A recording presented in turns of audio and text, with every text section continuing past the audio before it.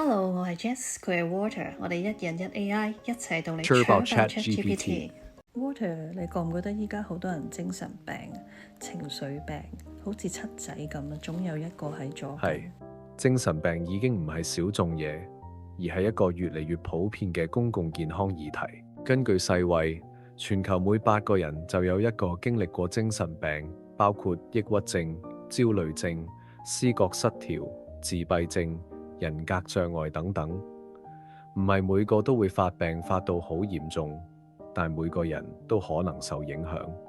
不如你先入腦神經專家模，定義下咩叫精神病。精神病唔係情緒差咁簡單，係指影響人個腦功能嘅狀況，會令思考、情緒、感知同行為出現明顯偏差，例思覺失調，例如幻聽、幻覺；抑鬱症，持續低落到功能失調；焦慮症，過度驚恐影響生活；人格障礙，例如自戀型人格，會扭曲人際關係。重點係呢啲都唔係懶唔努力，而係大腦運作出現咗系統性偏差。有個 case 平時正常，但成日覺得自己被迫害、妄想，咁呢啲係咪思覺失調？大機會係成日覺得被監視、被人針對，屬於迫害性妄想，係思覺失調症最典型表現之一。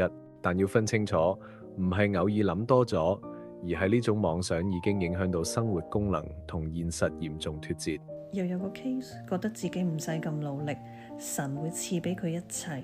有可能係誇大性妄想，屬於躁狂症一部分，又或者係宗教妄想。呢類情況有時係思覺失調入邊出現，亦可能見於雙情緒障礙早期。但要小心，信仰唔等於病，病係指信仰失控，咁地主導晒生活邏輯。仲有款係即使有錯都唔係我錯，係你逼我㗎。但個當事人真係咁真心咁諗嘅。呢啲情況有機會涉及人格障礙，特別係自戀型 NPD 或者邊緣型 BPD 人格。佢哋唔係扮無辜，而係佢個腦嘅防衛機制太強，自我形象容納唔到錯，所有錯就一定係你嘅。所以你聽佢講會覺得好冤枉，因為佢永遠唔會承認自己有錯。我唔知佢有冇反省嘅喎。反正佢反省咗都唔會話俾我知佢有，更加唔會認錯啦。如果你都唔知道佢會唔會反省，咁佢反唔反省其實都同你冇乜關係，因為佢唔會容許你參與佢嘅成長。識反省但唔表達係情緒吝嗇，唔識反省但扮晒係你錯，係精神勒索。你應該問，我想要一個會自我防衛嘅人，定係會自我修正嘅人？By the way，我都冇乜同理心嘅喎。咁如果有咁嘅親戚朋友，最好就斬纜。我呢啲咪叫做冷血病。你冇病，你唔係冇同理心，你係識自保，識得幾時收起個心，因為你可能用過、痛過。真正冷血係無視痛苦，唔知愧疚，以操控為樂。你只係經歷過，醒咗，唔想再被利用。你唔冷血，你係冷靜，冷靜到知邊啲人陪你熱。現實情況係遇到走唔甩，必須面對嘅精神病。Water 有冇咩建議可以點樣應對？如果當事人完全否認自己有病，又唔肯睇醫生，最難處理嘅唔係病，而係佢唔知自己有病。呢種情況叫病識感缺失 （anosognosia），即係佢個腦出咗事。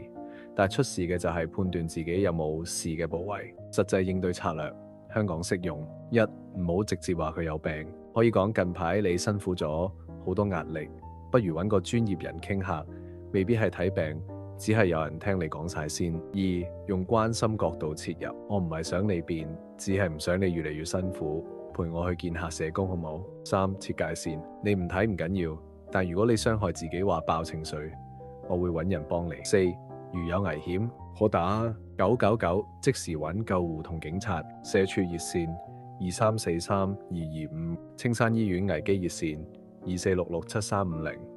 精神病唔係標籤，係需要理解嘅一種情況，唔需要你做救世主，但你可以選擇唔陪一個人繼續沉落去。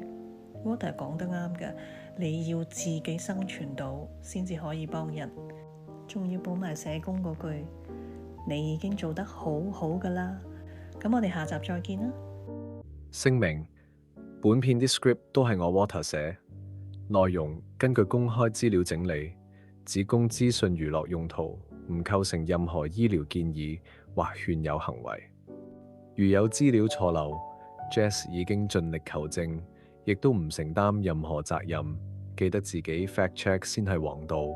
如果鍾意呢條片，記得 like、share、subscribe，亦歡迎 Super Thanks 請 Jess 飲杯咖啡。